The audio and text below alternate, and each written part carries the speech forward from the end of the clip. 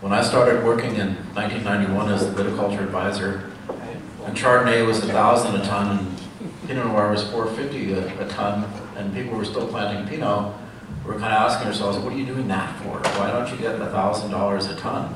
And just as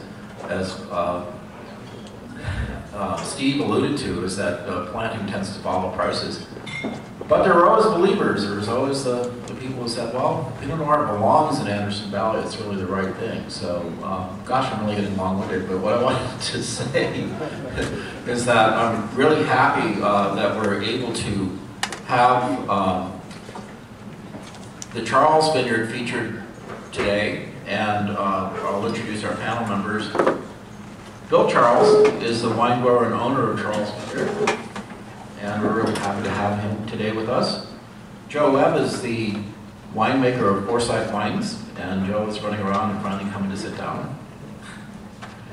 Erich Bradley is a winemaker of Pangloss Repris and founder of Sojourn Cellars. And David Lowe is a winemaker of the Withers Winery, assistant winemaker at Papapietro Perry, and co-owner of Ant Hill Farms Winery. So he wears many hats. My grandfather and my parents came to the valley about 1940, following the timber boom. They had worked at a sawmill in the Black Hills and were always enamored with the redwoods. So we came here and started a sawmill. It lasted a few years, and during that time, we had the opportunity to purchase the property that Charles Vineyard is on in 1949. In about 1970, my mother had lived there after my father passed. We started with a friend raising beef cattle and hay and a little irrigated pasture. My wife and I continued that until 1999. In 2000, the urging of my brother, who had a great passion for wines, he kept dragging me along and saying, you've got to taste this one, you've got to taste that one. He said, oh my God, this is the best wine I've ever tasted. We decided that we would put a vineyard in. After you put a vineyard in, you really probably wouldn't put a vineyard in if you'd have known. So Jerry DeFalco helped me, and my wife Nancy and I put the vineyard in, along with Saul Ramirez. We planted mostly Pinot and a little bit of Chardonnay, which was perfectly timed for the Chardonnay crash. It is now Sauvignon Blanc. We have 4 clones on 3 different rootstocks. Most of the vineyard is north-south oriented rows, 7.5 feet by 5 feet, and it's VSP. The soils on that vineyard are a hodgepodge. I guess that's what it really is. We go from an area that's nothing but cobbles to something that must have been inside turn of the old river. A lot of fines, not much water holding capability. So it's been a challenge soil-wise to farm that. We have help from CVC, Brian Rand, who does neutron probes. So we get recommendations weekly on irrigation. We have PCA come through once a week or once every 2 weeks, depending upon the time of year, to give us a hand. So we've got great partners. In 2005, December, Norman Kobler and Paul Azzaruti came on board with us to help us with our heavy lifting. They've been a great asset.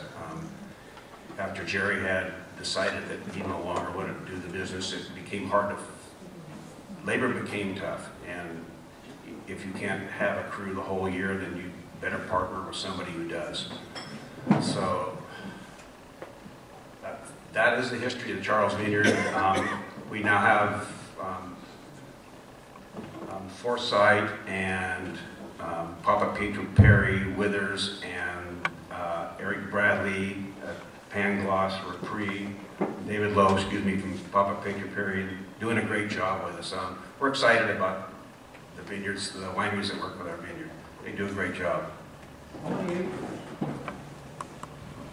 There are 10 acres of Pinot and 4 acres of Sauvignon Blanc, so it's very small.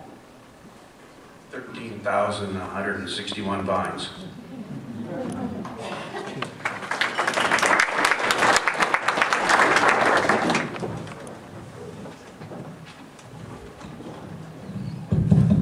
Alrighty, I'm gonna briefly talk about my wines, which are wine 1 and 2, but I'll let everybody know which wines we have in front of us. Wine number 1 is the Foursight 2012 Zero. Wine number 2 is the Foursight Charles. Wine number 3, number 2 is also 2012 vintage. Wine number 3 is 2012 vintage Pangloss. Wine number 4, we have 2013 vintage Pangloss. Wine number 5 is 2013 Withers, Charles Vineyard does in it. And wine number 6, which most everybody has, I hope, is Papapietro Perry's 2013 Pinot Noir. So I'm just going to briefly talk about my wines and our winemaking, and then how I think the Charles Vineyard compares to other vineyards that I've worked with, both in Russian River and within the Anderson Valley. My winery's on site. You can sort of see the building there in the upper left-hand corner. So we're lucky in that regard that the winery and our residences, as well as the vineyard, is all on site. Actually, from the pond and that road that you see there, the alleyway for the tractors, that's kind of the shortcut walk for my house, which is off the screen here, but sort of bottom right-hand side to the winery. So I'm pretty lucky that I get to walk through the vineyard, especially around harvest, berry sampling, all that stuff, multiple times a day. Wine number 1 we call Zero because it's 0% new oak. This is all second year and older barrels here, so a little more, I think, pure expression of the vineyard without a lot of the wood. New wood impact, that is. We used, in 2012, we did the 33% whole clusters. This is wild yeast, wild malolactic, unfinded filter for everything that we produce. No yeast nutrients, no enzymes, no powdered acid, powdered enzymes or anything of the sort. We do all T-bin fermentations with no temperature control. Average time on the skins for the 2012 was 21 to 24 days. And then we have a wooden slatted basket press, which we press the wines off. Racking for these is just once, using a bulldog type device. And then we bottle in August of the following vintage to make room in the cellar for the next year. So wine number 2 is different from number 1 in that it was 40% new oak. So with the exception of a few percent of a barrel here or there within the clonal selection, wine number 2 is essentially the same wine, just with 40% new oak. So both of these wines, number 1 and 2, represent the 4 different clones off 6 of the blocks in the vineyard. One of those blocks is one that I believe only I get, which is the fence around the Pinot Noir portion. The lower section on the picture here, the very bottom is Visa Tui, who's our neighbor. Then that lower section there is a Pinot planted on the fence line. That's a block that I get. And then my Semillon is actually the fence line on the upper portion. So I get the fence all the way around.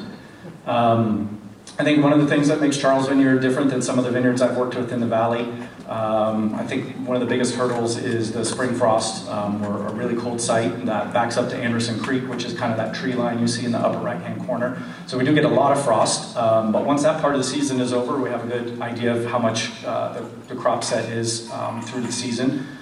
With other vineyards I've worked with in the valley, I've had more issues with sunburn than we particularly have at this vineyard, having a nice full canopy. has really helped us, and we also get a little bit less rain than some of the ridges, and so there's been a few times throughout the years where we might get a 0.05 or 0.1 of an inch of rain that doesn't even get the clusters wet, and some folks on the ridges might have 3/4 to an inch of rain during that same kind of storm. Actually, yesterday was a prime example of that. We had 0.05 yesterday. I don't know exactly how much rain there was up north in the valley, but I know a lot of folks experienced some shatter. These last couple vintages we've been doing double pruning to try and postpone bud break, so don't really think we have much, if any, flowering right now, plus we just didn't get as much rain. It is all spur, yes, on VSP. So the lack of rain as much in the fall and the sunburn issues are both issues that I see less here than with the other vineyards I've worked with longer vineyards. I also tend to see flavors in this vineyard somewhere in the 1 to 2 bricks lower range than stuff that I worked with in Russian River or here. And that is one of the reasons that we tend to pick a little on the early side.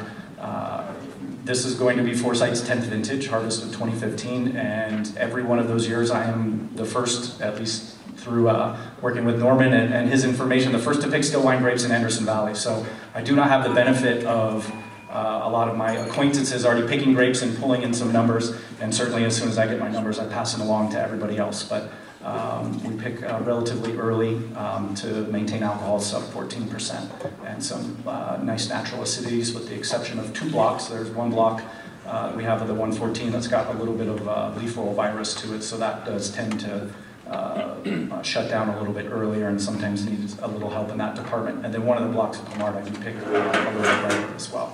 So that is wine 1 and 2, and now I will pass it off.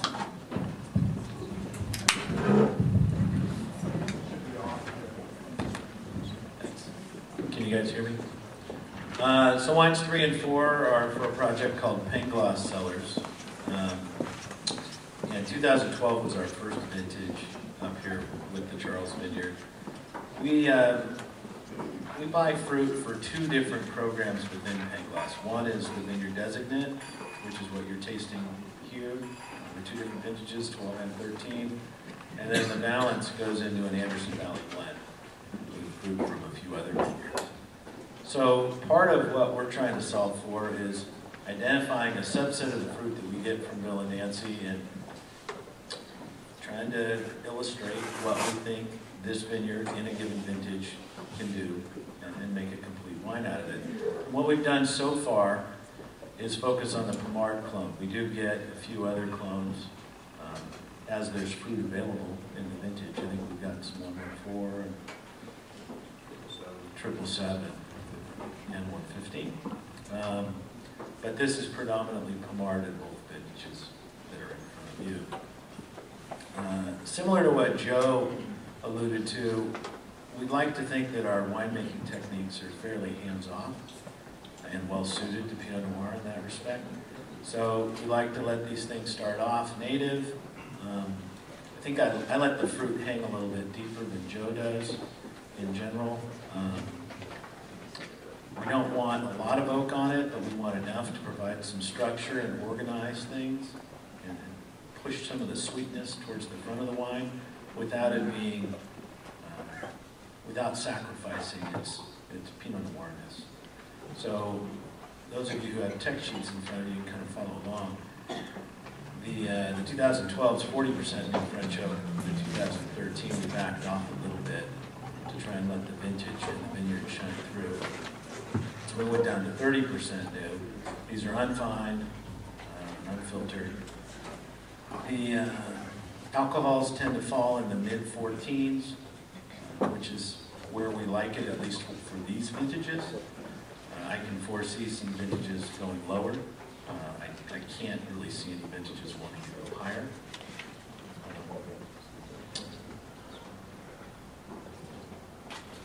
Other than that, this is it's an early ripening site for us for Pinot Noir. We like that. It's a nice balancing act on some of the vineyards that we get from the deep end of the valley that need to hang a lot deeper in the season, and there's some risk that's associated with that, obviously. Not as much in 13 and 14, but certainly in 12 we felt that. And I'm sure we'll feel it again, maybe not this year. Okay, so I have the 5 wines, 5 and 6, the Withers and Papapietro Perry, both Charles Vineyard designates. I've been working at Papapietro Perry about 13 years now, and we've been buying grapes from Bill for 10 years now. So when a friend of mine asked me to help him start a new project called the Withers and find some high-quality grapes in Anderson Valley, it was kind of a no-brainer to come to Bill and ask him to help us out. Luckily, he was able to free up some grapes for us, and we're really happy with the results. A little bit about the differences between the two wines. The Papapietro Perry is about 50% Pinot. The Withers is more like 10%. The Withers is made with about 30% whole cluster, and the Papapietro Perry is 100% destemmed. But other than that, actually we pick kind of on different schedules. The Withers was picked September 2nd in 2013, and the Papapietro Perry wine was picked about a week later on the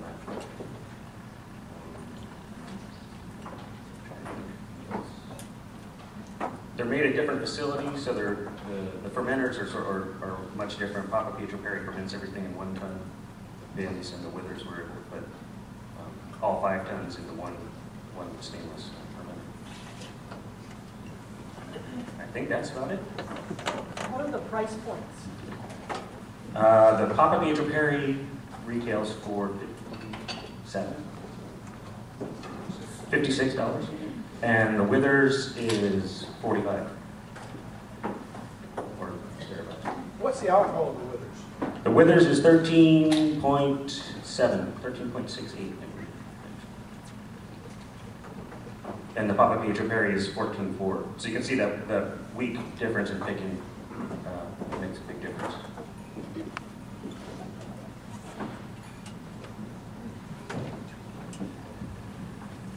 I'll just add a few more comments about a couple of the other wines that I make from the property. One of the things that I need to overcome is that I don't work with different vineyards. We only make wine from the Charles Vineyard right there on site.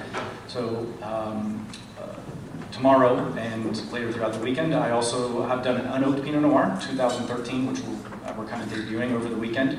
I also do a Pommard clonal selection, Pommard Clone 05. That is the largest single clone that we have on the property. It's got 2 rootstocks, and that fence line that I mentioned earlier is planted to that as well. I've also made Vin Gris out of that Pommard clone. Bill has sold in the past to sparkling producers as well, Schramsberg.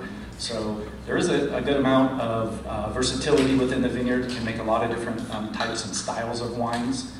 Certainly some of the clones are a little bit harder for some of the, sparkling wine or rosé programs like the 114 or the 115 for sure. But the Pommard is very versatile from early ripening, sparkling all the way through a little bit bigger, bolder, and richer.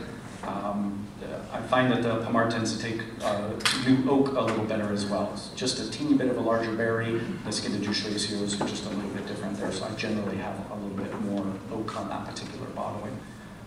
Just to reiterate on wine 1 and 2, the price points for my wines, number 1 is 38, the 0, and number 2 is 46. The Pangloss wine, sorry. Go ahead. Just to finish with retail pricing on the Pangloss was 39 on the 12, and I think we're going up to 45 on the 13. Got a question? Joe, I know you have a great weather station on site. What are your summer temperatures, just in rough strokes, particularly your evening temperatures and your daytime highs? So huge diurnal swing at the site. 50 to 55 degrees is sort of our average during the season. So for daytime highs, we do put up some pretty big numbers. The average over the vineyard has been 3 triple-digit days a year. And then even in those conditions, we're still often down into the 50s or 40s.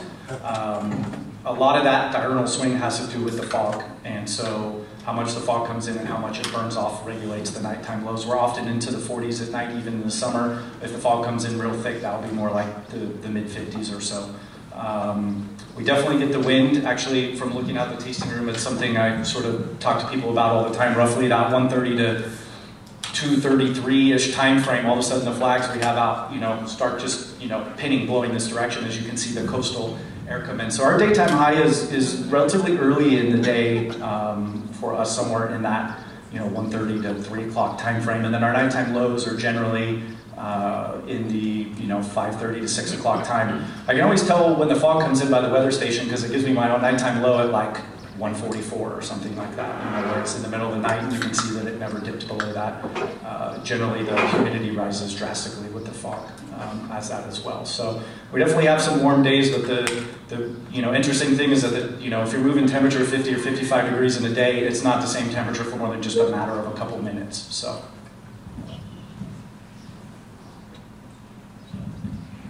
Yes? What part of the valley is the vineyard in? About a half a mile this direction. Yeah, that's correct. So this would be considered the warmer part of Anderson Valley.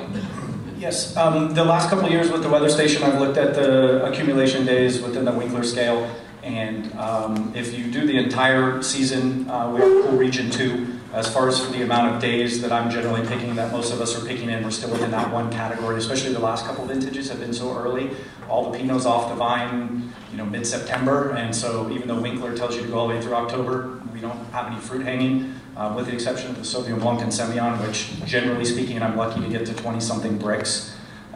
So from a logistical standpoint, for myself, the winery, and I think for Bill as well, having those whites come in after the Pinots is quite nice. If we had Chard, recently it reverts, it all want to come in at the same time, which can create some issues with picking crews, and my winery is very small and we don't have a lot of help, so we can't really make white and red in the same day, or for that matter, within the same period. We generally bring the reds in, then press the whites off, and then the reds are after that.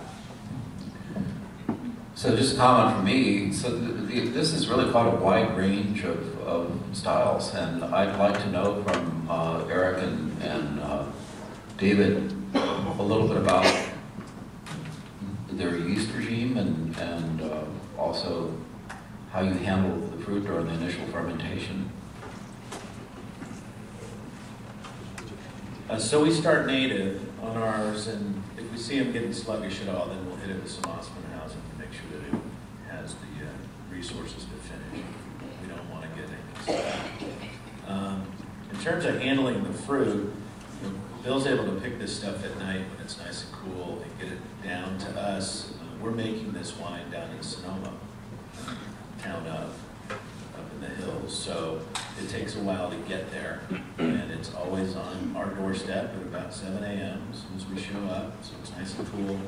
We have a cold room that we can stick it in. It stays at 50 degrees, so we can keep it from fermenting before we have a chance to process it. We'll primary sort, although the fruit shows up dead clean, so we don't need to sort out much. And then it gets destemmed but not crushed. We will ferment in stainless steel open top fermenters that have a pneumatic punch down device. They can punch down anywhere from 2 to 4 times a day, depending on where we are in fermentation and what we're trying to achieve. I like to do a cold soak on the front end of 4 or 5 days, mostly to give us an opportunity to find out what we're working with, run some analysis on it, make any adjustments we need to make, which hopefully aren't much.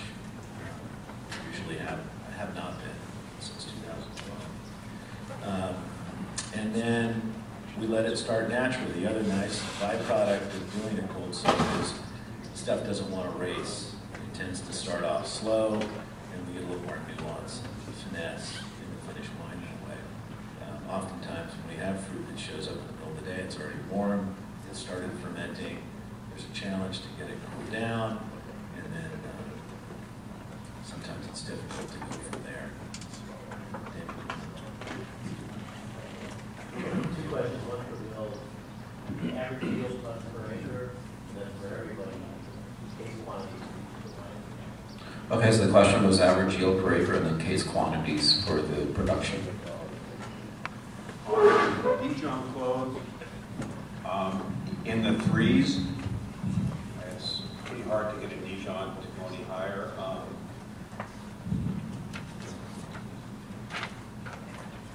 And on the Pommard, 4 tons to the acre. Then case production. For Pangloss, it's on your cheat sheet there.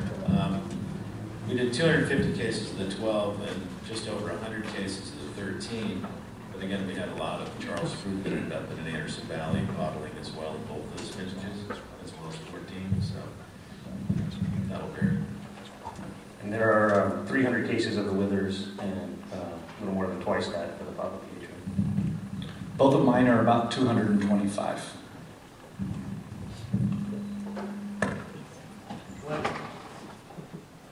Wondering if Bill or Joe could talk about the cultural practices, the disbudding irrigation regime, just kind of. Yeah, tell us a little bit more about the vineyard and what you're doing out there. And you talked a little bit about double pruning, frost protection. How do you do that? Yeah, I started 2 years ago with the double pruning,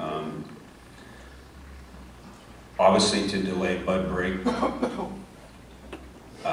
get behind some of the frosts. Also, I see the value on some of our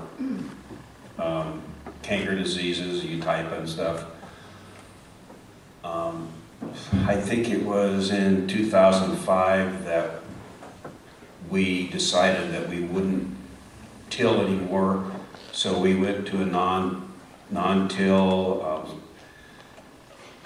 There was a lot of subclovers from pasture and cattle, and so we added a little dwarf ryegrass to devigor some of that nitrogen we were getting from the subclover.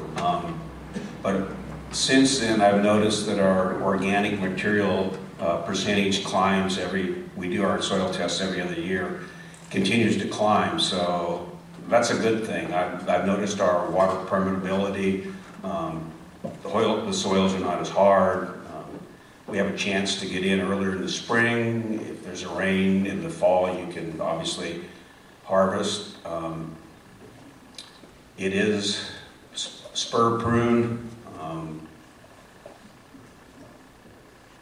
When we put it in, the discussion was, well, maybe we should cane prune, and is the labor expertise going to be there to do that? And we decided we would go with spur.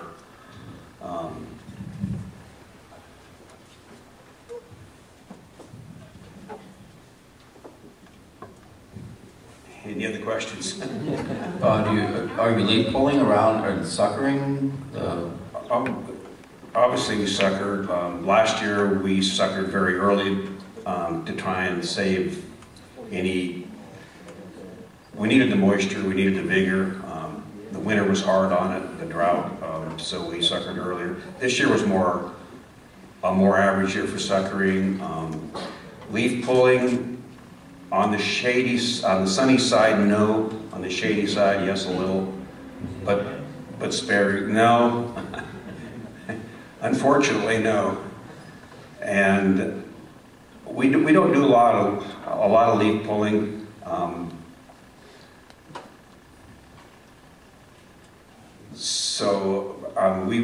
We've been able to dodge a lot of the heat spikes and the burning. Occasionally we get that extra hot day and you have to go in and clean the cluster up, even though they probably would drop out in the December. I can't stand to see them out there, so my wife volunteers to do it, so I say go ahead. And we bird net, so it's not much fun, but we found that we can bird net near the trees. In the middle of the vineyard, you can skip some rows. You don't have to bird net every row. They don't seem to want to get in the middle of the vineyard. They seem to recognize the edges, and if they continue to see a little bit of that, I think it's visual for them. They see that net, they just keep flying over. So, plus our neighbors don't bird net, so they go there. Yeah, the ones that really help are the ones with the propane cannons, because it's like an advertisement for where to come for food. I did see the VAs in the finished wines drop by almost half when we instituted the bird netting. He's cut the net in half and applies it over the fruiting zone. It does not go over the row. And we apply it with a four-wheeler and take it off with a large industrial hydraulic powered, but basically is like a fishing reel that we've attached to a 1942 Willys flat fender. So he's got each row is numbered within the row of nets for that we apply. And that was one of the big benefits I saw, was just a lot less VA in the wines. My finished wines now are in the 0.2 to 0.3 range, whereas before we were 0.5 or 0.6. So the concept of steady as she goes and get the fruit in is a really interesting one. I just had a conversation with Phil Freeze, who many of you may know, former director of research at AVWA Winery and very expensive consultant, but works on multiple continents. And he talked a lot about the importance of, once you get started, get it done. He's not a big fan of extended hang time, because he says when you leave stuff out there, that's when things go bad. So he likes the idea of bringing in fresh, ripe fruit as soon as you can, which is kind of what I've noticed with these wines, is that they all have a brightness to them that I think is probably from, you know, good acidity and cleanliness, as you discussed with bird netting, and it's something that I appreciate in the whole flight. Other questions? How many acres is Charles Vineyard? It's 15 acres planted. The total property is 40. It's 11 of Pinot Noir, 4 Sauvignon Blanc, and then the fence line of Semillon. I don't even know what we count that, 0.3 equivalent or something like that. I'm curious too, was the property ever planted in other perennial crops years ago? It was in hops in the 30s. So it's probably there must be some decent water holding capacity in there. In areas. In other areas there isn't. I know the hop dryer that they built didn't operate very long, so it must not have been the best hop growing ground. Other questions over here? Yeah, I wonder what you do for frost protection now and in the future. So the question is, what do they do for frost protection now and in the future? Late prune, double prune, sit out there and make sure that it's actually frosting not on the ground, but it's heading up into the cordon. So when I have to turn on, I can use a wind machine, or if there is no inversion, then I can use water as it's available.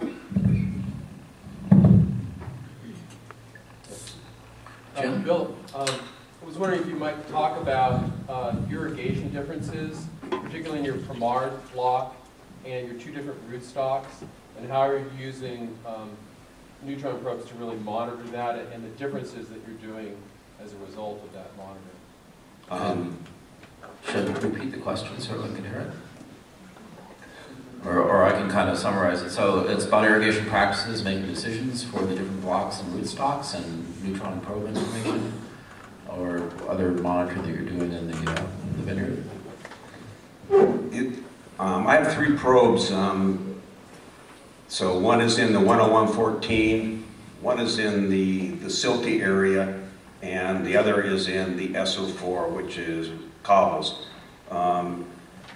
The Pomards that are on the 10114, and actually all the Dijon clones also, they seem to hold the water well. The silt, I have to add more water, so that requires another system, and a lot of valves.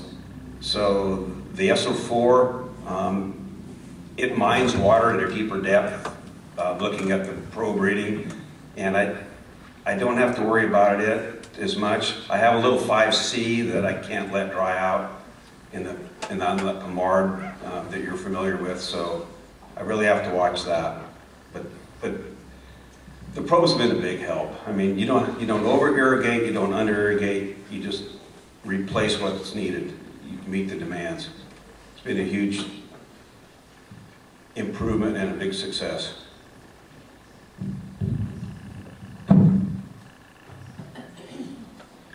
Other questions? Yes. Question for David about 5 and 6 wine, the depth of color. It's definitely more noticeable in those two wines. Yeah, I'm not sure. Could you repeat the question, please? Oh yeah, he's wondering about the difference in the colors of wines 5 and 6. They're darker than some of the other ones. We do, the only thing, I don't know, for sure, but the only thing I can say is the Withers has maybe a longer cold soak than maybe some of the other ones. I don't know. They do, but probably 5 to 7 days on that. And then the Papapietro Perry wine is about 3-day cold soak. Correct. Although the Withers is all Lamar. And then the Papapietro Perry has the 115, the 114, and the 777. Any other questions? Well, if not, let's give a round of applause and thank our panelists for your Janice, you want to come up here and kind of tell us what's happening? Poor Janice, she's all stressed. I mean, this is showtime, and she works really, really hard, so we should give a round of applause to Janice.